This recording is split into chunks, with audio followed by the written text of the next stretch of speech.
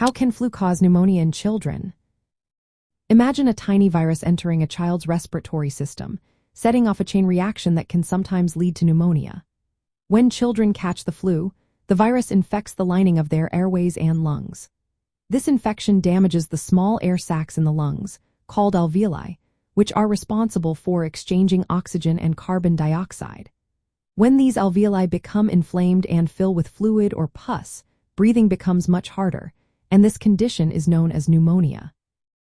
The flu virus also affects the tiny hair-like structures in the airways called cilia. These cilia normally help clear mucus, bacteria, and other debris from the respiratory tract.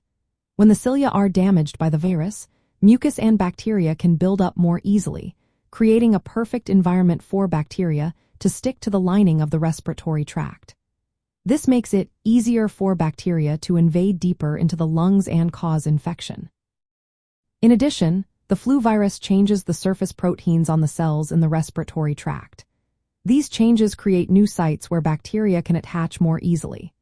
As a result, bacteria like Streptococcus pneumoniae and Haemophilus influenzae can take advantage of the weakened defenses and cause secondary bacterial pneumonia. This type of pneumonia is common in children after a bout of the flu. The immune system also plays a key role. When children get the flu, their immune defenses become less effective. Important immune cells such as alveolar macrophages, neutrophils, and natural killer cells are impaired in their ability to fight off infections. This immune suppression makes children more vulnerable to bacterial infections that can develop into pneumonia. Young children, especially those under 5 years old, are at higher risk of developing severe pneumonia after the flu. Children with underlying health conditions or weakened immune systems are even more vulnerable.